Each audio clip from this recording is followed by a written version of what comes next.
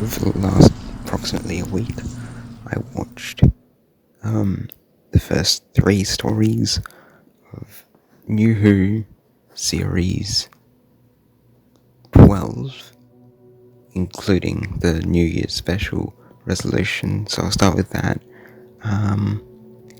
It kinda sucked.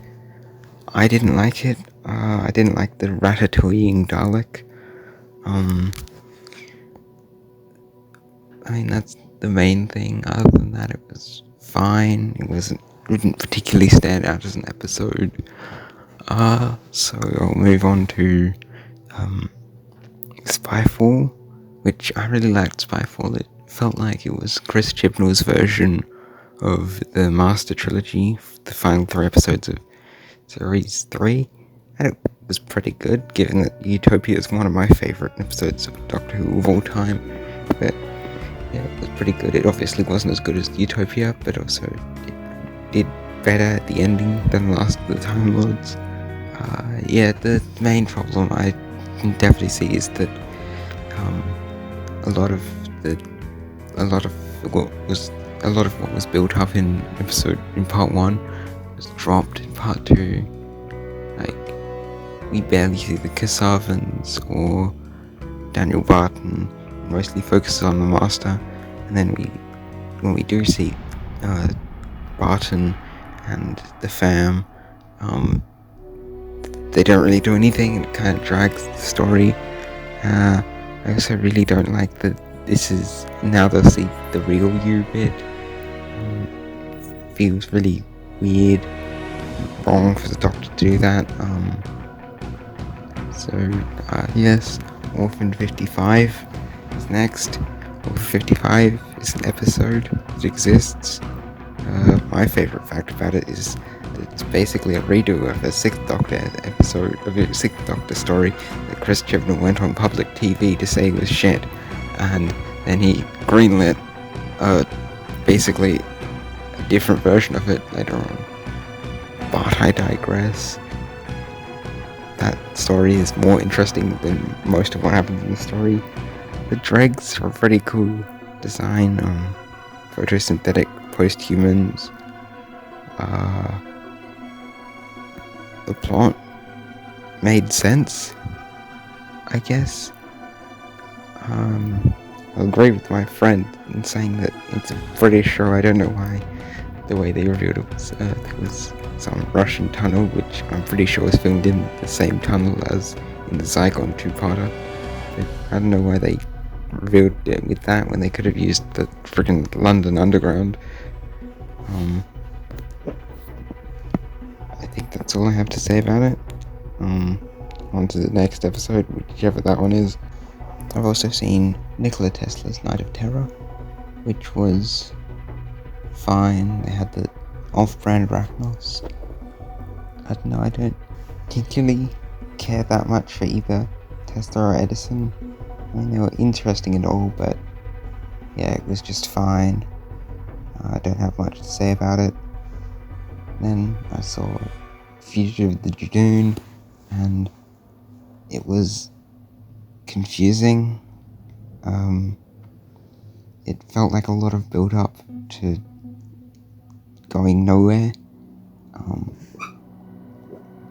And yeah, it hurt my tiny brain, the understanding the Fugitive Doctor. But I did like Joe Martin's performance as the Fugitive Doctor, even if it didn't make any sense. I also want to mention that Captain Jack being there for no reason other than set up for the finale, and having a finale, it makes more sense this episode, and I appreciate it more.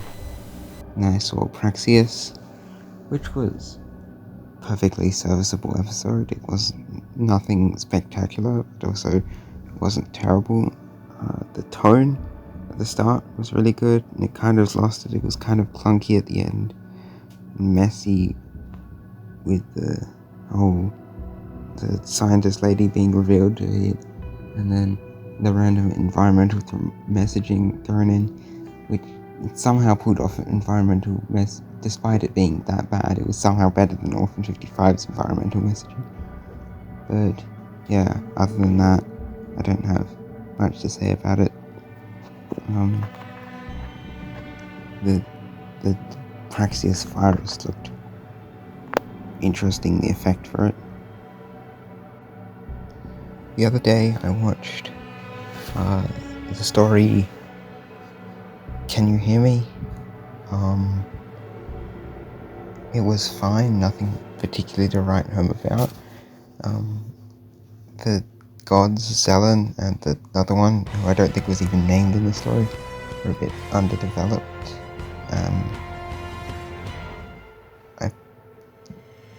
I'm not sure, I don't really know anything about. We don't really find out a heap about them, but other than that, it was a pretty interesting premise. I think there were the bones of a good episode there. It just didn't have that much that pulled me in, but there were also some pretty good aspects.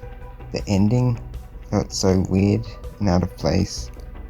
I had no idea what was going on with it had like a bunch of different epilogues, but the one particularly with Yaz, I had no clue what was going on. But yeah, next up I think is a Cyberman story I think I've heard. Earlier today, or I guess yesterday, since it's past midnight when I'm recording this, I watched Villa of Diodati, which is, I think, the most popular of the 13th Doctor stories, and I can understand why. It was really good. I'd say it's definitely my favourite 13th Doctor story. Yeah, I liked the tone. The Cybermen are one of my favourite villains, probably tied with the Master. So it was interesting to see a Shard who's a different take on the Cybermen to what we've seen before, really. Yeah. Yeah, I enjoyed it. Didn't really have that much else to say. Yeah, on to the finale, I guess. Last night I watched the two-part finale to Doctor Who Series 12, Ascension of the Cybermen and the Timeless Children, and oh boy, we have a lot to talk about. I will start with Ascension of the Cybermen. It was pretty good, and it managed to not just feel like build-up, which was good. I liked the whole Brendan thing that was in there. It was very confusing. I didn't know what was going on. At first I thought it was going to be the origins for a Shad, but no, it was the Doctor. I really liked the scene at the start with the cyber drones attack. That was really well done. Yeah, not a heap to talk about with this one. Unlike with part 2. Oh, I like the new Cyberman design, the Cyber Neomorph inspired design. But yeah, part 2, the Timeless Children. There's a lot there. The Master's back, which is good. I always like the Master. I like this incarnation of the Master, even if a couple of the jokes and things he said didn't really land for me, but that was more the writing than Sacha Dhawan's acting, which is really good. But yeah, talk about the elephant in the room, the Timeless Child. I don't hate it. I feel like we don't really need to see the origins of the Doctor. We don't need to know the origins of the Doctor. They don't need to be anyone special.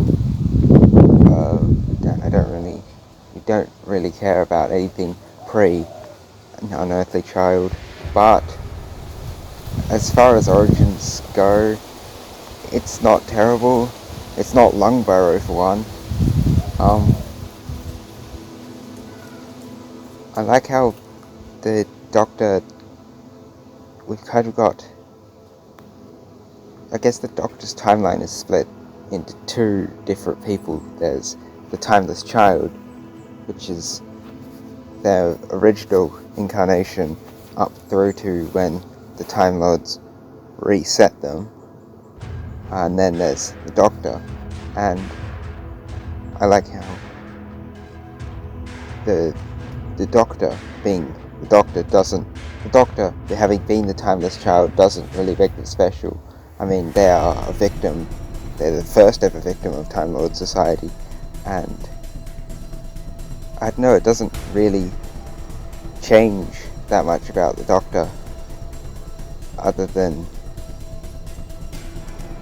that they know about their origins. I mean, the Doctor's not going to be a different person after this. They're just going to know more about themselves. Yeah. I don't have much to say. I really like the Cybermen's theme in these episodes. That was really good. The Master teaming up with the Cybermen again, but I like his plan to make the Cyber Masters. The design for them was fine. I don't have anything particularly special to say about it.